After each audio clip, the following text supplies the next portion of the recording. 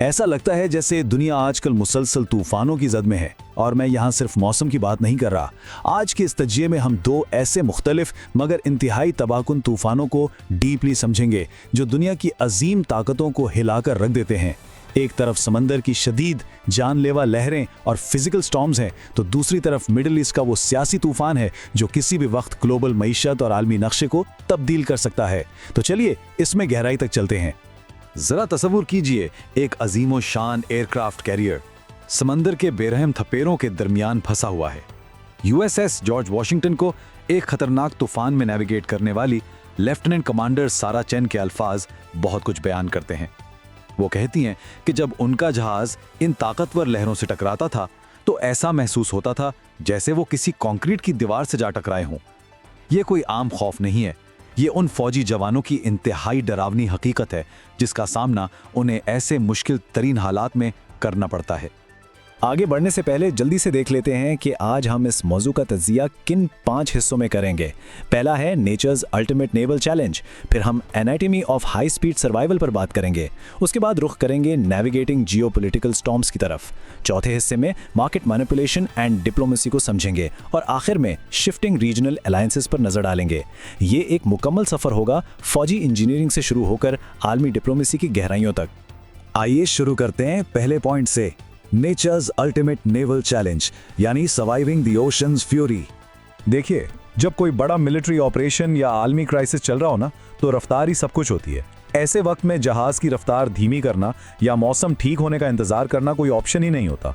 दुश्मन आपके मौसम का इंतजार थोड़ी करेगा। अब जरा स्केल को समझिए, 1 लाख टन वजनी एयरक्राफ्ट कैरियर और 60 फुट ऊंची दरख्तुमा लहरें और रफ्तार 35 माइल फी घंटा। जब ये आपस में टकराते हैं तो बिल्कुल वैसी ही तबाहकुन तमन्नाई पैदा होती है जैसे किसी हाई स्पीड कार का बहुत भयानक एक्सीडेंट हो जाए। बस फर्क सिर्फ इतना है कि यहाँ उस कार का साइज और वजन एक पूरे शहर के बराबर है। और इस पूरे केओस के दरमियान फ्लाइट डेक पर मौजूद अशखास किस तरह काम करते हैं, ये रोंगटे खड़े कर देने वाला मंजर है। तसव्वुर करें, समंदरी जहाज का डेक अचानक 30 फुट तक ऊपर नीचे उछल रहा है और ठीक उसी वक्त फिजा से 150 मील फी घंटा की स्पीड से आते हुए फाइटर जेट्स को लैंड करवाना है। लैंडिंग कंट्रोल करने वाले इन एलएसओस के पास सोचने और फैसला करने के लिए महज 3 सेकंड का वक्त होता है। सिर्फ 3 सेकंड। मार्जिन ऑफ एरर बिल्कुल जीरो है। जरा सी चूक और अंजाम सिर्फ तबाही। तो फिर ऐसी सूरत हाल में ये जहाज आखिर बचते कैसे हैं? यही हमारा दूसरा पॉइंट है, anatomy of high speed survival, engineering and crew dimensions. यहाँ जो चीज सबसे ज्यादा मुतासिर करती है वो इन क्रू मेंबर्स का वक्त पर लिया गया एक्शन है। दोनों तरफ जान की बाजी लगी होती है। एक तरफ ब्रिज टीम है जो बिल्कुल किसी नुजूमी की तरह रेडार पर आने वाली लहरों का हिसाब लगाती है और इस वेव राइड को कंट्रोल करती है, और ठीक उसी वक्त जहाज की गहराई में इंजन रूम वाले अपना मैजिक दिखा रहे होते हैं। बाहर तूफान की शिद्दत से जहाज का इनॉर्मस ढांचा वाकईतन फ्लेक्स हो रहा होता है, लचक रहा होता है, लेकिन ये इंजीनियरिंग टीम न्यूक्लियर रिएक्टर की आउटपुट को बिल्कुल एक्यूरेट रखती है ताकि इन अरबों डॉलर के जहाजों की ताकत और पावर 1 सेकंड के लिए भी कम ना हो। अब जाहिर है इन हालात में इंसानी दिमाग को अच्छी खासी एडवांस टेक्नोलॉजी का सहारा भी चाहिए। सोर्स रिपोर्ट्स के मुताबिक अब MIT की वेव प्रेडिक्शन टेक्नोलॉजी इस्तेमाल की जा रही है जो किसी भी तबाहकुन रोग वेव के आने से 2 से 3 मिनट पहले ही वार्निंग दे देती है। इसके साथ ही इंप्रूव्ड ऑप्टिकल लैंडिंग सिस्टम्स और एडवांस वेदर राउटिंग का इस्तेमाल किया जा रहा है जो मुसलसल डेक मोशन को कॉम्पेंसेट करते हैं। ये सब सिर्फ इसलिए ताकि उन हैबतनाक स्टॉर्म्स में सर्वाइवल के चांसेस को थोड़ा सा और बेहतर बनाया जा सके। चलिए अब देखते हैं कि ये आपस में कैसे जुड़ा हुआ है। एक तरफ समुंदर के फिजिकली तबाहकुन तूफान हैं जहां 60 फुट ऊंची लहरें और शदीद हवाएं और बर्फानी हालात हैं, मगर दूसरी तरफ एक बिल्कुल मुख्तलिफ किस्म का तूफान है, जियोपॉलिटिकल यानी आलमी सियासत का तूफान, जहां स्ट्रेट ऑफ हॉर्मुज में ब्लॉकेड्स की खबरें हैं, प्रोजेक्ट फ्रीडम जैसे मंसूबे शुरू और ख़त्म हो रहे हैं और रीजनल अलायंसेज मुसलसल बदल रही हैं। ये तूफान किसी भी समुद्री तूफान से कम खतरनाक नहीं है। और इसी वजह से हम आते हैं इस तज्जिये के तीसरे हिस्से पर, navigating geopolitical storms, the middle east crisis.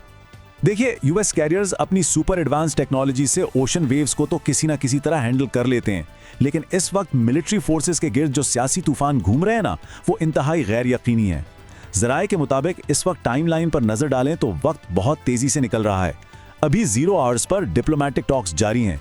आने वाले 48 आवर्स में उम्मीद की जा रही है कि शायद अमेरिका और ईरान के दरमियान एक one page cease fire agreement तय पा जाए।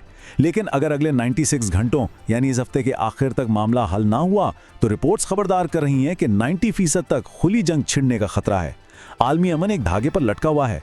तो यहाँ सबसे अहम नुकता यह है कि इन क्लैशेस की असल कीमत आखिर क्या अदा की जा रही है। ज़राए और जियोपॉलिटिकल एनालिस्ट के एदाद-ओ-शुमार बहुत चुका देने वाले हैं। रिपोर्ट्स एलिज करती हैं कि अब तक इराक में मौजूद यूएस बेसिस पर 600 से ज़्यादा हमले हो चुके हैं और इस पूरे कॉन्फ्लिक्ट की एस्टिमेटेड कॉस्ट $70 बिलियन से तजावुज़ कर चुकी है। ये वाजे करता है कि इस डिप्लोमेसी की नाकामी कितने बड़े पैमाने पर असरअंदाज हो रही है। अब रुख करते हैं चौथे पॉइंट की तरफ, market manipulation and diplomacy, economic रोग वेव्स। जब डिप्लोमेसी नाकाम होती है तो उसका असर सिर्फ मिलिट्री बेसिस पर नहीं पड़ता, उसका सीधा असर आम आवाम पर होता है। उन्हीं माशी लहरों ने बिल्कुल रोग वेव्स की तरह मार्केट्स को हिट किया है। ज़राए के मुताबिक अमेरिका में गैसोलीन की कीमतों में 50% तक का शदीद इजाफा देखा गया है, जिससे ये प्राइस $5 फी गैलन तक जा पहुंची है।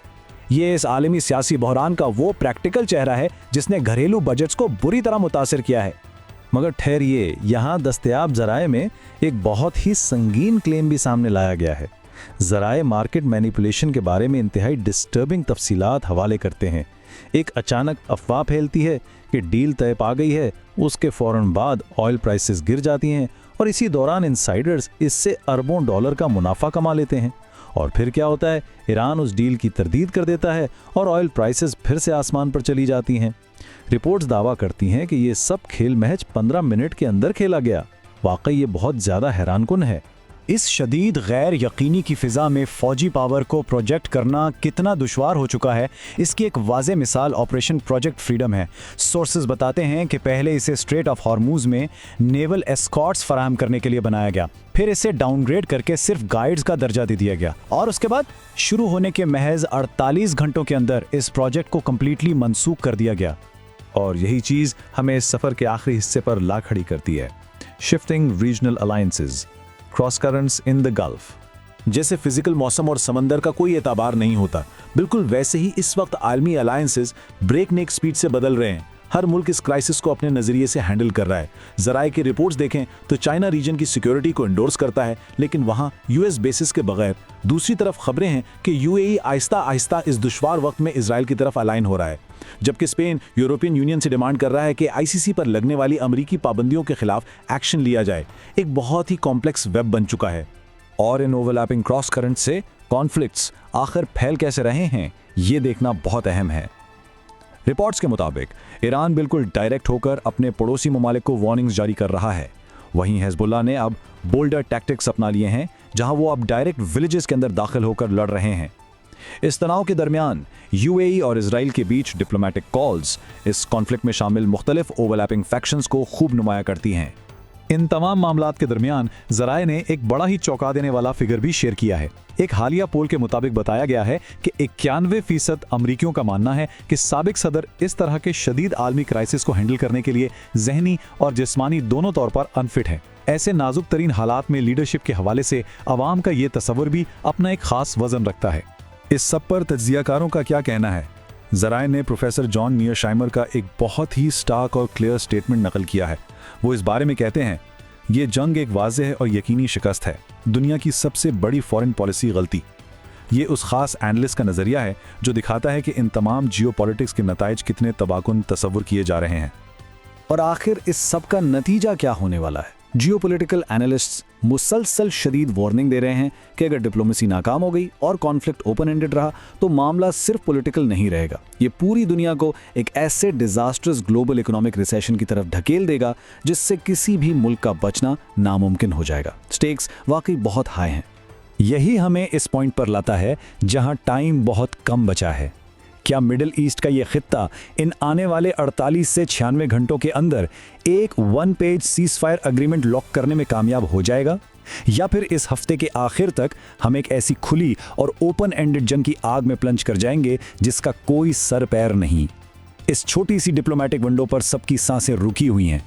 इन सब हकायक को देखने के बाद तज्जिये के आखिर में एक बहुत ही अहम और प्रोवोक करने वाला सवाल पैदा होता है, क्या वाकई दुनिया की कोई सुपर पावर इतनी ज्यादा काबिल और ताकतवर है कि वो समंदर में आने वाली अचानक फिजिकल रोग वेव्स को भी कंट्रोल कर ले और इसके साथ साथ आलमी सियासत के इन बेकाबू अनप्रेडिक्टेबल तूफानों को भी दुरुस्ती से नेविगेट कर सके। इस सोच के साथ मैं आपको छोड़ता हूं। आने वाले वक्त में इन मसाइल को समझने का सफर जारी रहे।